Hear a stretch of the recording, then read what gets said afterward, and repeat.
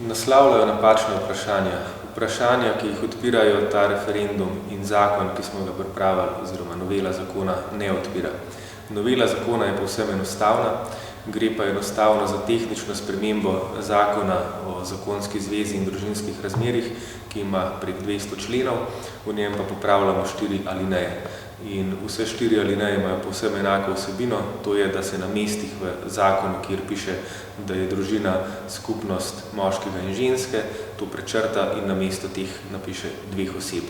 S tem se manjšini, ki trenutno nima pravic in je diskriminirana na več kot 70 zakonskih področjih v Sloveniji, podeljuje enake pravice, kot jih uživamo vsi ostali. To pa ne pomeni, da bo kdorkoli karkoli s tem izgubil. Tradicionalne družine obstajajo, oče ostaja oče, mati ostaja mati, otroci ostajajo otroci. V shemo posvojitev se ta zakon ne vtika, prav tako se ne vtika v regulacijo družinskih razmerij. Pomeni enostavno to, da manjšina, ki trenutno je diskriminirana in nima enakih pravic kot ostale, te pravice pridobiva. To je vse.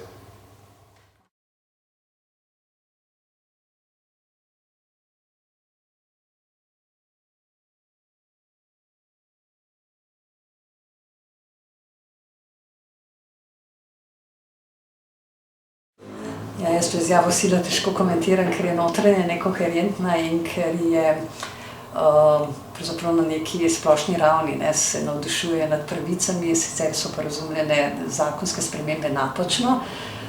Za začetek, posvajanje otrok ni človekova pravica.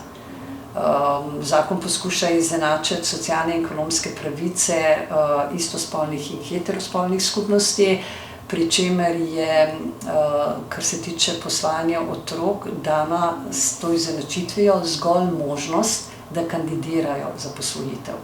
In tam, ko začnejo kandidirati, vstopijo stroke, ne pa zakonodajnim sprememba zakona ali pa katerikoli politična opcija.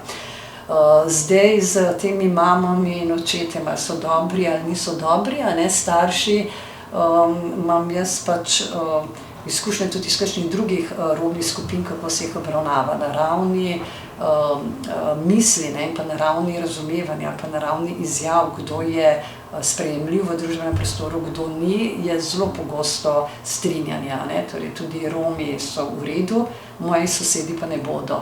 Tudi oni bodo dobri starši, ampak otrok pa ne bodo dobili. Torej to je ta del, ki je pri njih vsakokrat znova, ga začutiš iz njihovih sporočil.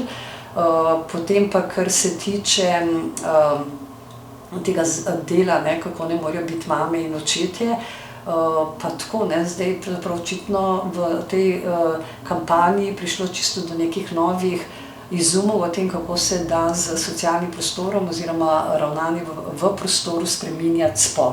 In to biološki spol, z, oblačenim krilc dečkom bomo kar spol spremenili, biološki. Torej tega nihče nikoli ni trdil in ni mišljeno, da bi bilo karkoli se zgodilo, da bi se zgubila mama po sprejetju zakona ali izgubil oče ali mož in žena, ampak je pač mišljeno, da še neka skupina, in to istospolni partnerji, dobi pravico, da se poroči oziroma stopi v zakonsko skupnost in to je vse. Od to dalje, če je pravice izenačene, smo pa pred zakoni in pred stroko vsi enaki.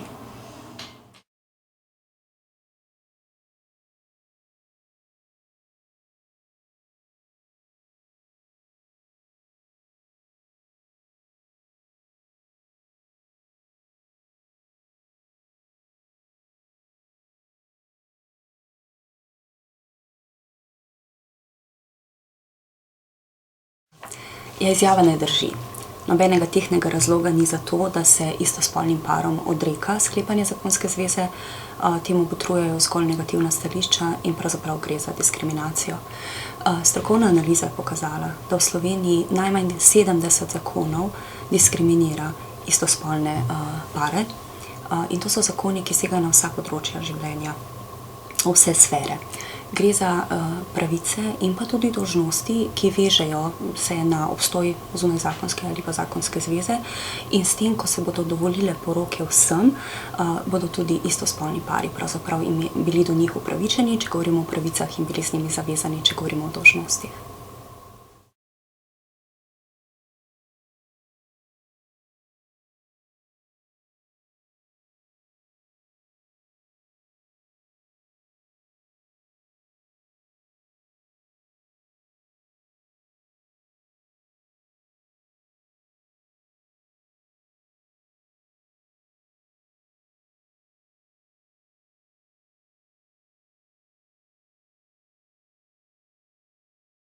Torej, z spremembo ustave, ki je bila sprejeta pred 2 letoma, je bil spremenjen 90. člen ustave, ki govori o referendumu, in v eni od alinej, v kateri določa, da kdaj je referendum nedopusten, pravi, da ni možno dopustiti referenduma, kadar gre za zakon, ki odpravlja protiustavnosti.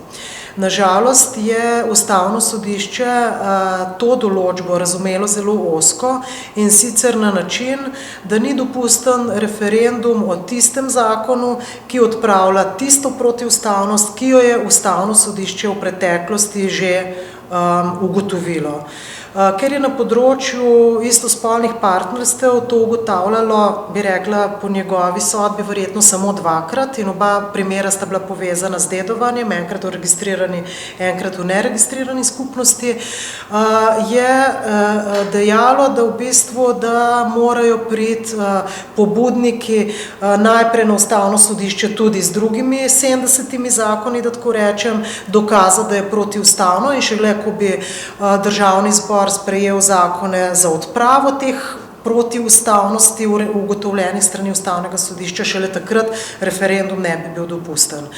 Jaz mislim, da je taka interpretacija ustavne določbe preozka, ker pravzaprav referendum postavlja kot neko nadpravico. Zakaj? Zato, ker se ne tehta več z drugimi človekovimi pravicami, recimo pravico do referenduma je treba tehtati s pravico do človekovega dostojanstva, s pravico do enakosti pred zakonom, ampak se zdaj po interpretaciji Ustavnega sodišča to ne tehta, ampak se samo tehnično pogleda, ali je že v preteklosti Ustavno sodišče odločalo o neki taki zadevi. Skratka, Ustavno sodišče bi moralo po mojem tehtati ustavne pravice vedno med sabo, poleg tega pa bi lahko tudi presodilo v tem postopku o dopustnosti referenduma, ali je teh 70 zakonov protiustavnih. Nikjer ne piše, da v tem postopku ne bi moglo dati neke preliminarne ocene o tem, ali so te zakoni res protiustavni ali ne.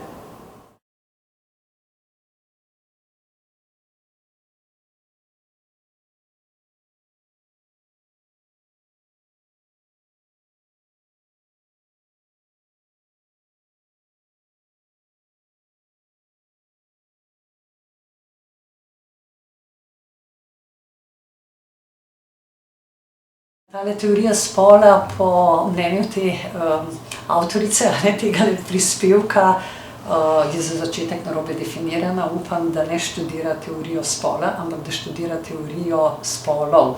V naravi poznamo 2 spola, moškega in ženskega, in bo najprej potrebno to korigirati, ko želijo, da izhajamo iz bioloških teorij in samo iz bioloških, ker je vse drugo družbeno definirano. Torej, to je za začetek. Potem, kako se kaj briše ali ne briše z spremembo zakona, ki ga imamo zdaj na referendumu. Briše se nič, razen da se pove, da je lahko tudi skupnost, da je družina skupnost 2 oseb, pri čemer se bom tukaj naslonila zdaj na mnenje pravnikov, ker sama seveda nisem, da oni velikokrat povejo, da bi bilo precej redundance, če bi navajali te 2 osebe in bi povedali vse možne kombinacije, ker to bi bilo tudi možno, moškega in ženskega, ženska in ženska, ženska in moškega in tako naprej, kar se v pravu ne dela. Torej to je zakonska materija. To, da bi prišlo do situacij, da se briše spol in da se bodo torej zdaj vsi otroci, najprej vsi odrasli v družinah, torej kjer imamo mamo in očeta in žensko in moškega, začeli poimenovati za osebo 1 in 2, bo pa pač njihov problem, če bodo to naredili. Z vidika otrok se nam ni za kaj bati.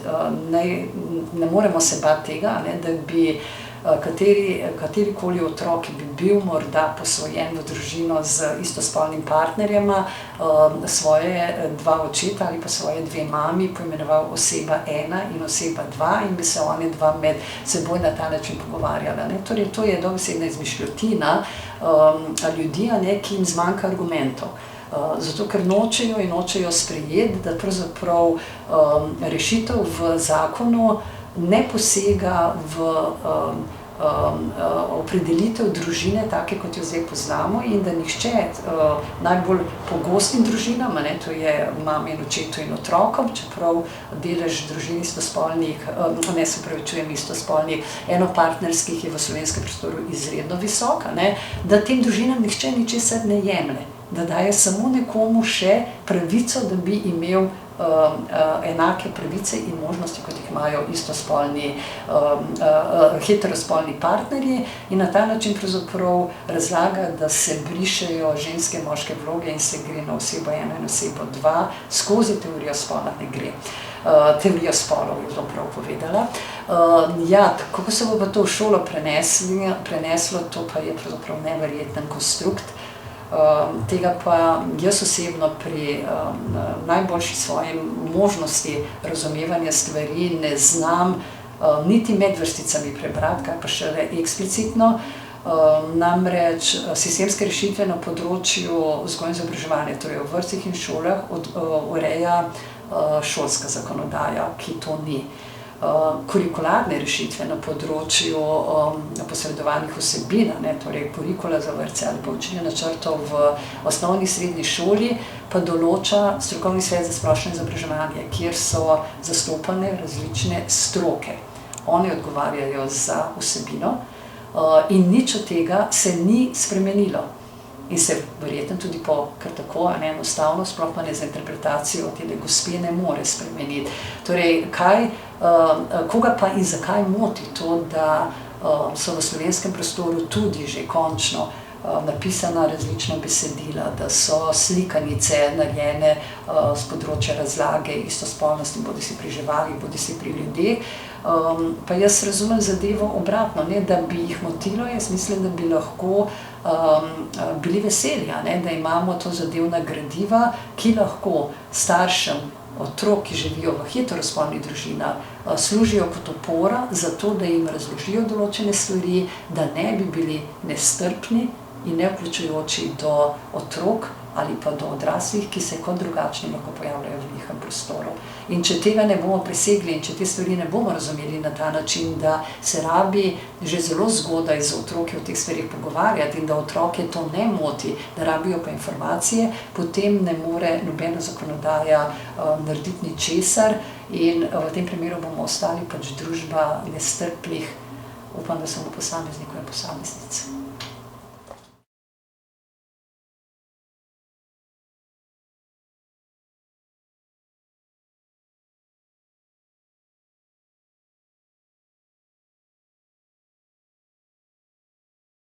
Širjenje sklepanja zakonske zveze na vse pravzaprav širi pravice in svobodo nas vseh.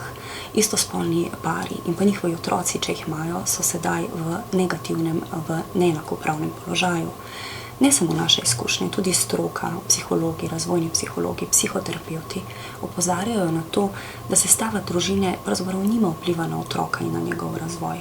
Kar je nadvse pomembno je to, da ima vsak otrok neko odraslo osebo, lahko je tudi samo ena, na katero se lahko naveže in ki mu v bistvu nudi toplino, ljubezen, neko gmotno podporo, čustveno podporo in s tem omogoča njegov razvoj.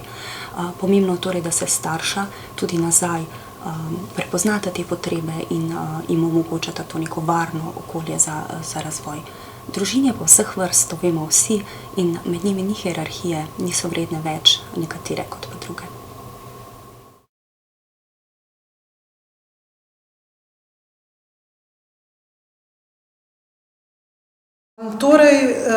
Zakon, novela zakona spreminja definicijo zakonske zveze.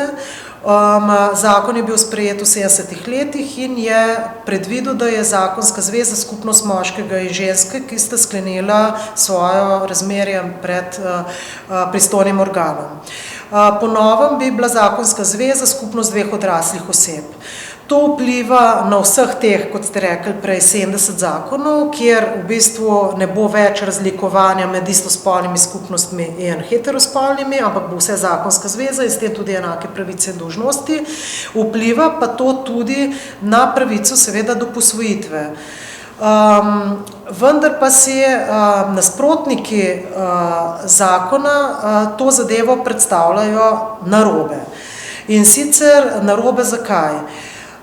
Novela v ničemer ne vpliva na položaj očeta in matere do svojega otroka.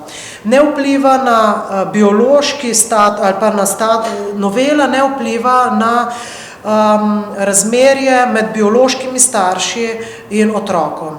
Še vedno zakon uporablja pojem oče in pojem mati in sicer pravi, mati je ženska, ki otroka rodi, to je že od 70 let naprej oziroma od rimskega prava naprej in hkrati govori tudi, določa, kdo je oče otroka in prav dobesedno uporablja pojem očetovstva in to se popolnoma ničemer ne spreminja.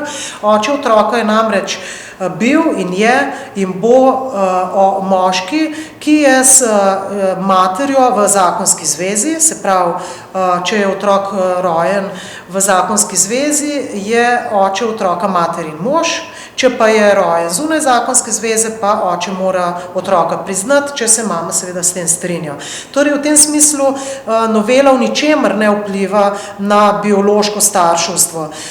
Posvojitve kot take so izjema vseh izjem in pridejo v poštev samo takrat, kadar bioloških staršev ni ali pa te bi rekla odpovejo, ker ne zmorejo ali ne želijo skrbeti za otroka in se strinjajo s posvojitvijo. Torej, posvojitev sama nikoli nasilno ne poseže v neka biološka razmerja, ampak je samo institut, ki pride v poštev, kadar biološki starši ne zmorejo ali jih pa ni. In v tem smislu novela vpliva na to, da bi lahko po novem kandidirali za otroka, ki nima staršev, tudi istospolni partnerji skupaj. Ker po sedanji zakonodaji otroka brez staršev lahko posvojujejo samo heteroseksualni poročeni pari ali oseba, ki je sama. Torej, samska oseba, posameznik lahko že danes, od 70 let dalje, posvoji otroka. In v tem smislu in tudi v praksi se dogaja to, in v praksi je sicer zelo malo primerov posvojitev otrok brez staršev, v letu 2014 je bilo primerov 13, to pomeni, da neke velike potrebe po posvajanju otrok itak nimamo, ker so te stvari urejene, bodisi, da sorodniki poskrbijo za otroka, dedki, babice, pač ni nujno, da otrok je vedno, ko izgubi starše, posvojen strani, lahko gre v neko drugo vrsto skrbi za otroka.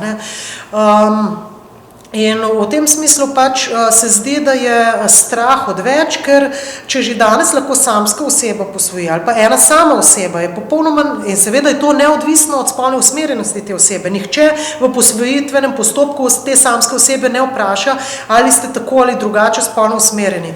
Zato je možno, da dejansko lahko že recimo samska ženska, ki je istospolno usmerjena, posvoji otroka, če se v postopku izkaže, da je to najboljše korist otroka. In pri najboljši koristi otroka ne gre za mojo ali pa vašo predstavo, kaj je in abstrakto najbolj za otroka, ampak gre za tistega konkretnega otroka, ki je ostal brez staršev in nihče drug ne more za njega skrbeti in je, ne vem, star 3 leta, je doma iz okolice Grosupeljga, hodi v vrtec, navajen je jesti tako in tako hrano, ne vem, nadarjen je za ene stvari, navajen je domačih živali, razumete, išče se neko okolje, ki bi bilo zanj tudi v prihodnje najboljše. In to ni neka abstraktna kategorija. In lahko se zgodi eventualno, da bi bilo za nekega otroka najbolje, da bi ga posvojil istospolni par. Zato lahko trdimo, da je ureditev, ki onemogoča istospolnemu paru, da posvoji otroka, v nasprotju z najboljšo koristjo nekega konkretnega otroka in vedno gre za samo in izključno za konkretnega otroka. To govorim za primer, recimo, ko bi otroku v prometni nesreči recimo umrla starša in bi bil navezan na sorodnika ali pa sorodnico, ki je v istospolnem partnerstvu z nekom. In lahko, da bi se presodili v strokovnem postopku, da je najbolje za tega otroka, da je posvojen v tako partnerstvo. Pač tukaj gre za neke dolgotrajne in strokovne postopke, ki vedno iščejo najboljšo korist otroka. In več, ko je te možnosti po zakonodaji, kdo lahko posvoji, bolje se lahko zasleduje korist otroka. Seveda pa moramo verjeti v to, da strokovne službe opravljajo svoje delo kakovostno, korektno in tega zakon pač ne more predvideti, ampak lahko samo izobraževanje na tem področju, usposabljanje in neko zaupanje strokovnjakom, da svoje delo opravljajo pošteno in kakovostno.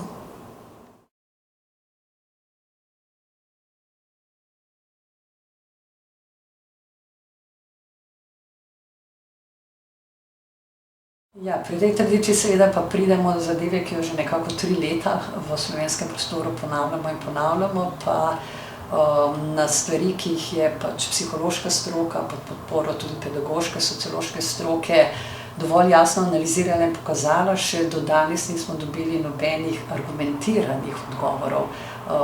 Ne govorim seveda o ocenah, kako so raziskave neveljavne, ampak govorimo o argumentih. Torej, zopet so se nam v razpravah pojavljale ocene, imamo celo imenovano posebno združenje za kritično in analitično mišljenje, ki se je očitno v ta namen oblikovalo, kjer delajo oceno 30 referenc, ki jih je spomladi Društvo psihologov navedlo kot reference, v katerih se lahko prebere, kaj se dejansko dogaja z razvojnega vidika v družinah z istospolnimi partnerjema. Torej, ta analiza pravzaprav pokaže na to, da sploh ne razumejo osnovnega problema in branje raziskav. Namreč njihov glavni zaključek je, da so vse raziskave neveljavne in to zato, ker nimajo dovolj velikega števila udeležencev in zato, ker ne spremljajo 2 generaciji.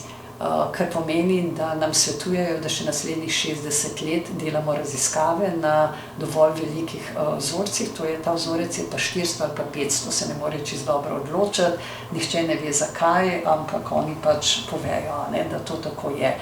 To posebej izpostavljam zato, ker je potrebno poudariti, da življenje otrok v istospolnih družinah, torej z vidika njihovega razvoja, z vidika učenja, z vidika šolanja, socializacije, spremljajo raziskovalci in raziskovalke in jih zelo natančno proučujejo že 30-40 let, tako v Združenih državah Amerike, kot seveda tudi v evropskem prostoru. In te raziskave so delane na različne število udeležencev, toliko kot je v kakšnem okolju možno dobiti udeležencev neke socialne podgrupe. To tudi skozi sociološko raziskovanje vemo, da ne morete naključno vzorčiti, če imate, ne vem, nekaj 100 družin, ki so sploh pripravljene sodelovati. So pa vzorci tako veliki, kot so veliki vzorci v številnih drugih psiholoških raziskavah, kar pa seveda je tudi eden pokazateljev, da so te raziskave veljavne in pa zanesljive. Te raziskave so objavljene v uglednih psiholoških revijah z recenzijami. Te raziskave so bile v letu 2015 v knjigi Susan Golombok zbrane v knjigi. Te raziskave so s svojimi rezultati prišle tako daleč, da jih najdemo že v učbenikih iz razvojne psihologije. Torej kot neko poudarek, ko pridemo do okoljskih dejavnikov, do družine in povezavi z razvojem, so se predstavljali že na učbenike, govorimo o univerzitetnih učbenikih, kar pomeni, da so seveda še kako veljavni ti rezultati, o katerih avtorice in avtorji poročajo. Res je, da je eden od, poleg tega števila udeležencev, eden od pogostih očitkov, da raziskave niso delane vzdolžno. bom povedala še, da longitudinalno, ker nekateri ne vejo, da je to isto. Da samo, če bi se spremljali iste, ne vem, 400 verjetno ali 500 udeležencev skozi več generacij, bi dobili odgovore, torej te več generacij, potem pridemo do 60 let še naslednjih, V resnici pa moramo povedati, da v razvojni psihologiji je vzdolžni študij, ko govorimo o ocenjevanju otrokovega razvoja, narejenih izredno malo, so pa res zelo kvalitetne vzdolžne študije, ker nam pač nekaj zelo specifičnega kažejo v razvojni psihologiji, to je, kako se spreminja razvoj, kjer ne primerjamo samo otroke različno starih, ampak dobimo prav spremembe. So pa te študije zelo, zelo drage študije, vsi vzorci zelo, zelo veliki, ker sodelujejo naprimer 5 ali pa 10 let udeleženci, in na koncu so seveda te študije narejene običajno na numerusih 30, 50 in podobno.